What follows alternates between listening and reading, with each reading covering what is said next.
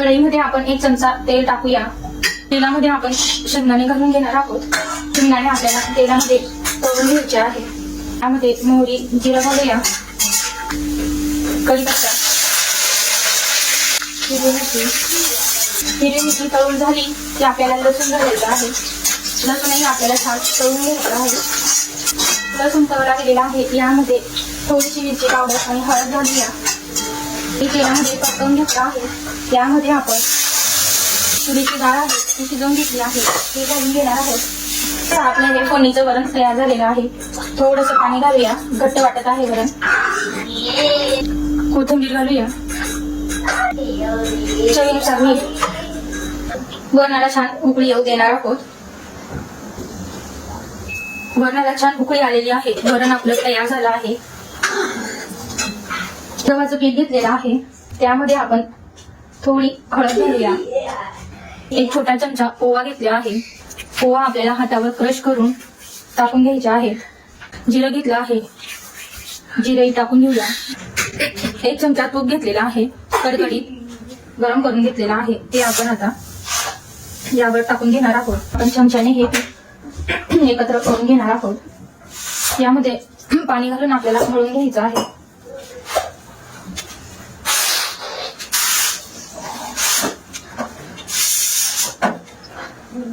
यामध्ये जास्त पाणी टाकायचं नाही आहे. आपल्याला पीठ घट्ट मळून घ्यायचं आहे. थोडासा पाण्याचा हात लावून घ्यायचा आहे. पीठ आपल्याला छान मळून घ्यायचं आहे. मीठ राहिलं होतं, मीठ टाकून घेणार आहोत. हे आपल्याला व्यवस्थित यामध्ये पीठ मळून घ्यायचं आहे. मीठ टाकून पोळीपाटावर आपल्याला तेल लावून घ्यायचं आहे. मळलेलं पीठ आहे ते छान मळून घ्यायचं आहे. पीठ आपल्याला छान असं मळायचं आहे. यातून एक गोळा घेणार आहोत.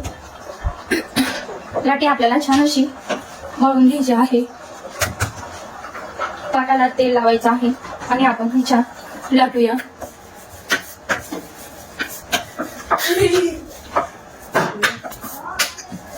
लाटूया.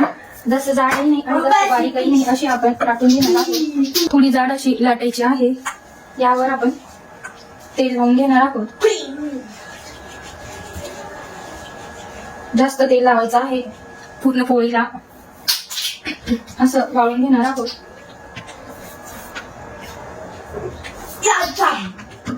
तेल लावून आपल्याला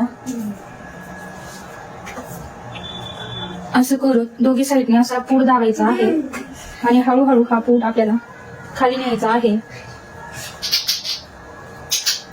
हलक्या हाताने पूड दाबून घेणार आहोत. बघा, मस्त असं गोल करून घेणार आहोत. बाटी तयार झाली आहे. अशी बाटी तयार करून घेतली आहे. मी सर्व बाट्या आता तयार करून घेतल्या आहे. बघा, एकदम छान मस्त अशी आपली ही बाटी तयार झाली आहे. वाव, एकदम मस्त. कढाईमध्ये पाणी ठेवलेलं आहे. पाणी छान आपलं उकळायला आलेलं आहे. त्यामध्ये आपण बाटी सोडणार आहोत. उकळत्या पाण्यामध्ये आपल्याला बाटी सोडायची आहे. एकदम कडकडीत असं हे गरम तेल आहे, गरम पाणी आहे.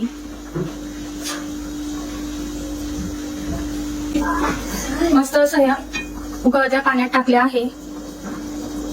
आपल्याला छान हलवून घ्यायचं आहे खाली वर, म्हणजे त्या चोखळे शिजतील. छान आपल्याला या शिजवून घ्यायचं आहे. ते आपली छान शिजून गेलेली आहे. बाटी शिजली कसं समजायचं, तर बाटी आपल्या छान वरती आलेल्या आहेत आणि त्यांच्या साईज पेक्षा त्यांचा आकार वाढला आहे. आपली बाटी मस्त अशी शिजून गेली आहे. काढूया.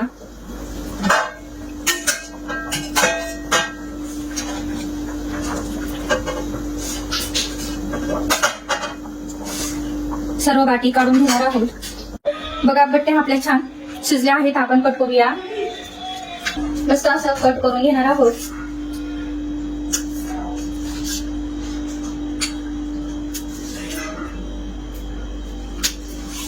तुम्ही एकाचे 4ही करू शकता आणि 2ही करू शकतात. पूड किती छान असे मोकळे मोकळे झालेले आहेत. कट करून घेतले आहे. आता आपण तळूया. तेल आपलं छान गरम झालेलं आहे.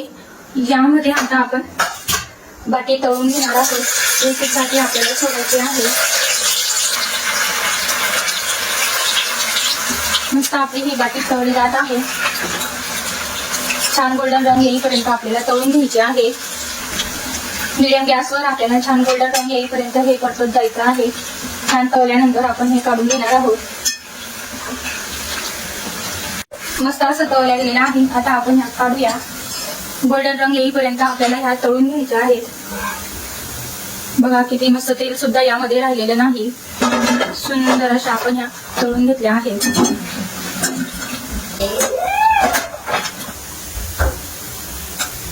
मस्त अशी गरमागरम दाल बाटी तयार झाली आहे.